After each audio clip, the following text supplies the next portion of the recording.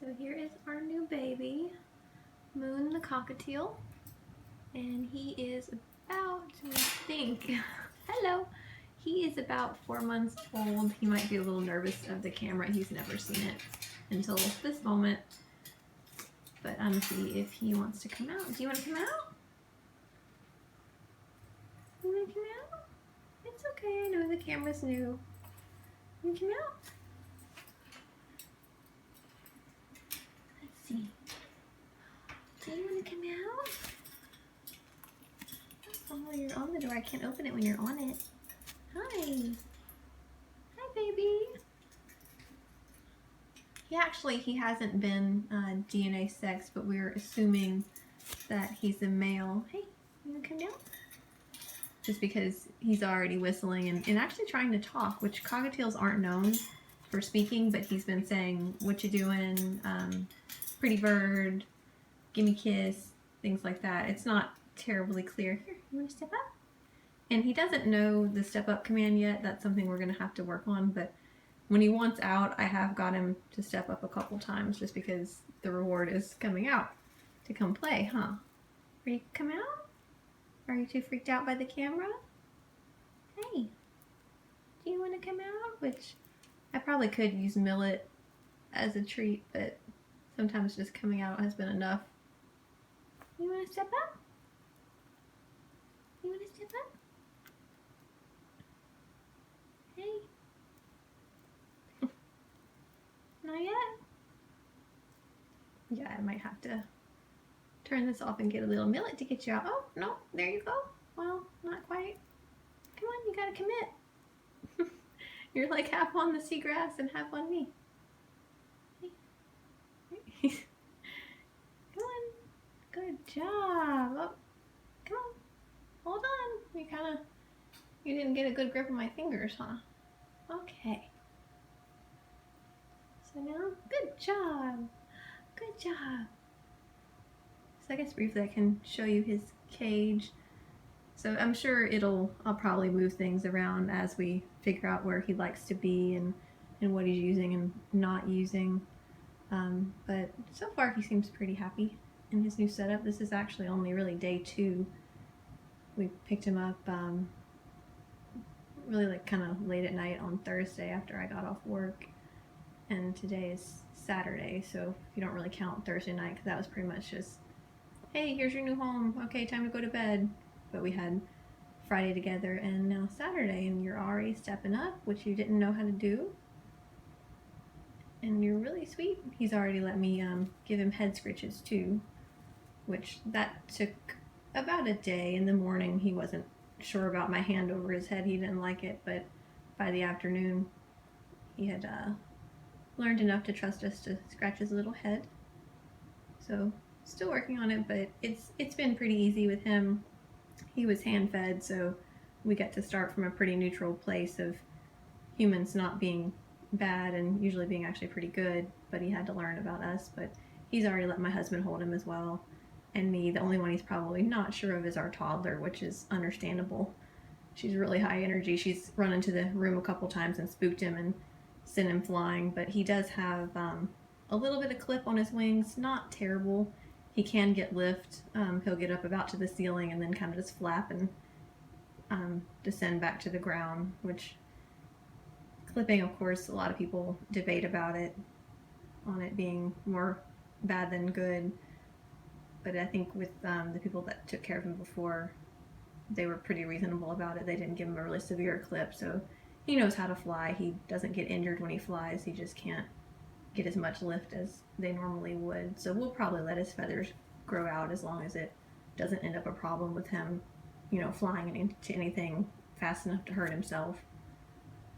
So he's pretty content, but I'm gonna see if I can get him to come in the living room so we can play a little bit. You wanna come in the living room? All right, hold on. You're like sitting on my wrist at like this awkward kind of way instead of on my hand. You're supposed to get on my finger and then I can hold you a little better, give you a better stable perch, but you haven't quite figured that out, have you? We'll work on it. So we've actually got more than one play stand. The other one's more like a tabletop tree setup, which He didn't seem to like that one quite yet. He seems to like this one a little bit more. We've got him to sit on this one in the kitchen. I don't know if he'll stay on it in here. Once I take him in the living room, it seems like he wants to kind of fly and actually get on the ground and explore, which is fine. But we'll see if he'll go on here. Do you want to go on here? No? You're not too sure about it? You were on this earlier. Do you want to step up on here? It's like, no, I think I'd rather go up your arm. You're going to come up here on my shoulder? The problem with letting him on your shoulder, since he doesn't know how to step up, he's coming up. He doesn't know how to step up reliably. Once he gets there, it can be hard to get him down, but he's already halfway there. Come on. Can you come up? Okay. Hi. Say hello, everyone. But yeah, his name is Moon.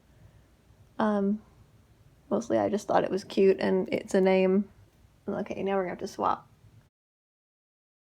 And it's something my daughter can actually say since she's only 2. So she goes, bird, moon, moon, bird. But also, you know, he's the colors of the moon. He's white, like the moon would normally be, yellow, and even his little orange reddish cheeks like it can be sometimes. Huh. And you're just going to hang out on my shoulder now for the rest of the time? You don't want to go on the floor and play? Oh, there's better lighting on you. You don't want to go on the floor and play? You're just going to sit there? But yeah, he's really sweet. We like him already, which we knew we would anyway, huh? I'd been actually researching for quite a while of what kind of bird we were going to get, and we ended up deciding on a cockatiel just because they're a little more of, you know, kind of known for being a family-friendly bird as long as you work with them. And since he was hand-raised, you know, he's pretty affectionate already, or pretty tolerant, really. I haven't seen anything really that he's super scared of, except for, again, maybe my toddler when she runs in, but we just have to keep them kind of separated a little bit, or make sure he's kind of high up or out of her reach whenever she's around, just because she doesn't know any better, still a little kid. So of course, you know, if you have kids or any other pets or anything, you always have to watch out and make sure to keep the littlest guys like you safe, huh? When the big scary toddler comes running in. Yeah, he'll probably just sit up there now. It's like, that's where I want to be. He actually is my first cockatiel, though. The only birds I've ever had before this was lovebirds, which my last lovebird, his name was John. He actually passed away earlier this year, just elderly, old age. I know a lot more now than I did when I first got my lovebirds about, you know, bird care, and I'll probably make some videos at some point kind of about those things, the things that I wish I knew as a first-time bird owner that would have made things a lot easier and made their quality of life better, that now, of course, I'm going to implement with him to help him from the get-go. But a lot of it, like with the lovebirds, I didn't know that you weren't supposed to just feed them seed all day, all the time. That was the only thing they had was seed. They didn't have fresh vegetables or things like that for the longest time because I didn't know any better. And I know still there's a lot of debate of seeds versus pellets and things like that, but I think it's kind of, as in most things, the truth somewhere in the middle. If you feed a bird all seeds, like I had done, they end up with, you know, they can heart disease, liver disease. It's just too high-fat a diet for a captive bird.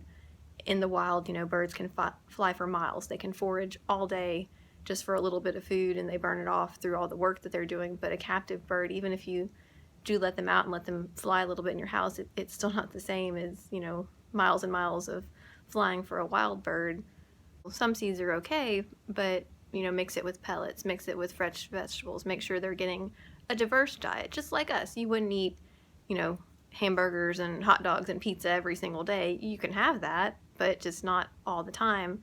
To be the healthiest that you can be, you're also going to need other things, and that's how they are, just different things. And, you know, with him, we were fortunate too that the lady that had hand-fed him and raised him, she also offered her birds seeds and vegetables anyway, so hopefully for him it won't be that hard to keep him on the right path. I know with some birds, once they get the taste of seeds, that's all they want, just because I think it's nature. They're hardwired to want that fatty food because in the wild, that would be the best advantage to get the most energy. Oh, you hear the motorcycle? Oh, what's that? And I know his feathers are kind of a little rough looking. I think he's actually molting, even though he's a little young to, I think, be having his first molt, but he just preens and you've got all kind of little feather sheaths and things coming off, huh? Like, what are you doing? No. Oh, you found my little flyaway hairs. You gonna chew on them for me? What else can we say about you?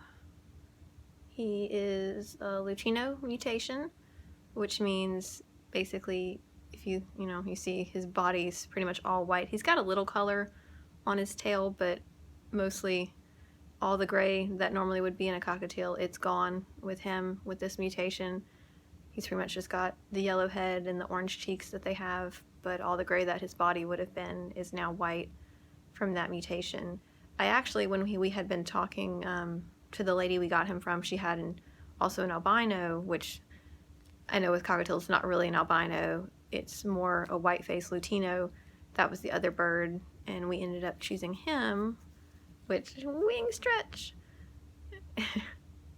I guess I couldn't pass up the cute little orange cheeks, huh? And he ended up being a really sweet temperament, so I think we did good, huh? I'm sure the other one was sweet too. They're all sweet, huh? You're all sweet. But yeah, we wanted one that was already hand-fed and kind of used to people. And it's not to say that you can't take an older bird or a bird that was never hand-fed and, train them to be a great pet or, be comfortable with you. It's just a longer uphill battle, and with a toddler and everything already in the house, we didn't want, an older bird that was going to be just terrorized all the time or just so, afraid of all the excitement and noise that our house is. We thought it'd be healthier for the bird, to get a younger bird that could kind of adjust a little easier to the frantic lives that we live. I am excited, though, to get to work with him, and we'll try to learn, I think probably next, some target training and possibly use that to help with step up. I think that'll be your first lessons, target training and step up. I do recommend training, and not just for I think people get kind of the wrong idea thinking it's like just circus tricks or making your bird do something just for your amusement, but training actually would strengthen your bond, and it gives them something to do. Think about it more like a little kid. It's games. It's something to keep their mind occupied and to be learning, and once they kind of figure out how to learn, I think it's actually exciting for them and you, and kind of help the quality of life all around. Because again, I mean, if he would step up a little better, you could get out of your cage a lot easier. Huh. That would be good. You like coming out of your cage. And eventually I would like to indoor flight train him, let his feathers grow out and be able to do recalls in the house so he could get more exercise, which would basically, you're gonna pick on my ear, basically be, putting him on a perch on one side of the house, calling him, having him fly to me, and get some kind of reps and some training. Oh, big yawn. Are you sleepy? It's actually kind of late as I'm filming this, so he might be ready for bed soon, huh? Are you ready to go night-night? So I don't know, is there anything else that we should say in your introductory video here? You're just gonna stretch and get dander all over my shoulder? I guess that is one other thing we could say. Cockatiels are very dusty. It's really funny, actually. Every time we have you anywhere where there's any kind of bright light in the room, you see him flap his wings or stretch, and stuff just goes everywhere, all in the air, little feathers and pieces all over the place. You leave a trail behind you. If you're someone that is sensitive to pet dander or have allergies, I would definitely recommend an air filter when it comes to cockatiels, which we do have one in the room he's in. It just kind of runs non-stop with a HEPA filter and pulls the dust out of there. It's good for you and for the bird, actually, because even them, they can, cough and scratch. they can cough and sneeze and kind of get messed up even from their own dust from being in it too long. So it's good to keep the air clean for everyone. Huh. Which cockatoos are the same way. Cockatoos and cockatiels, they're very, very dusty. You have like bird dandruff, don't you? All the time. All the time. Well, I guess that's it for now.